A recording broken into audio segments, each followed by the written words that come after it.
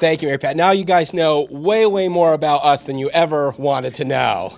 The one thing that they didn't mention in my bio was the fact that, the number one issue that we have right now, the economy, has hit everybody, including state senators. What you didn't mention is when mentioning I was director of strategy at PepsiCo, I was actually laid off from that position in November. Which I can tell you, having gone through that, is one of the most personally harrowing things that you can ever go through.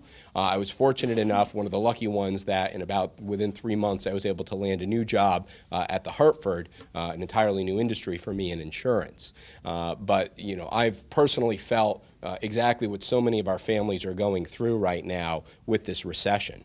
And really, that's what the two issues that we're going to talk about this morning are the two issues that are on everybody's minds when it comes to state government. One is the economy and how can we get it going again. And two is the state budget.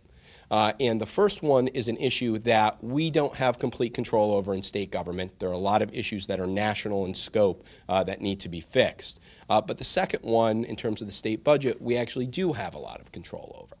And so that's where I'm going to start this morning, is talking about the state budget, and then Representative Perillo and Senator McKinney are going to talk a little more about the economy more broadly. As you've all probably read, Connecticut has a $6 to $9 billion deficit, which, to put that in context, is 15 to 20% of our budget. So if you could think about your own businesses, and this might have happened in some of your businesses, if you had a revenue decline of 15 to 20% and had to make that up in spending cuts, that's a pretty dramatic cutback that you need to make. Governor Rell has fortunately come out with a budget that we're standing behind that achieves three big priorities for how we can eliminate this deficit. First and foremost is not raising taxes. It goes against every economic theory to raise taxes in a recession. And I'm sure you're all feeling it right now that Connecticut's overtaxed already. And there are many proposals flying around up at the Capitol, from expanding the sales tax to cover services and food, to proposals to increase the income tax on any small business that makes more than $200,000 a year, to expanding the corporate tax to S-corps and LLCs. So there are plenty of crazy tax ideas that are floating around up there. The governor is opposing them. We are opposing them. It is the wrong time to be doing that. The second big thing that we're doing is, and that the governor's done in her budget that we're supporting, is not cutting aid to towns. Because one of the things that we've done in the past is, when we have a budget deficit, let's just cut aid to towns. Towns, of course, turn around and just raise property taxes because they have less money. So the governor in her proposal has not cut any money to local municipalities. We're supporting that. So then you say, okay, well, you're not raising taxes, you're not cutting aid to towns, how are you guys going to close the deficit? And the answer is spending cuts and reducing what Governor Rell calls the bloat of bureaucracy. Her budget eliminates 23 different state departments.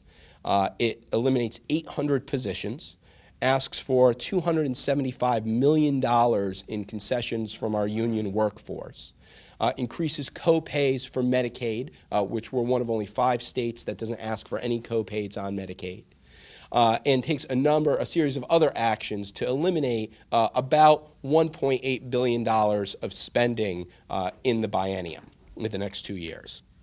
So we are actually going in and cutting spending. These are tough choices. Jobs will be lost. 800 positions are going to be gone. They're not things that any of us relish doing. But in order to meet the other two goals, that is exactly where we need to target, is the reduction of state spending. And we might need to do more. The governor's budget, when it came out, we were predicting a deficit of $6 billion. If the economy continues to get worse, which it appears to be, that deficit could be bigger. And so we might have to go back and identify additional spending cuts to make sure that we're not raising taxes or cutting aid to towns. And so today, what I think we wanted to do is, both Jason and John are going to talk a little bit about the broader economy and the issues we're facing, but then we really want to talk to you. And we want to have just a free-flow question and answer session about any topics that you guys want to talk about.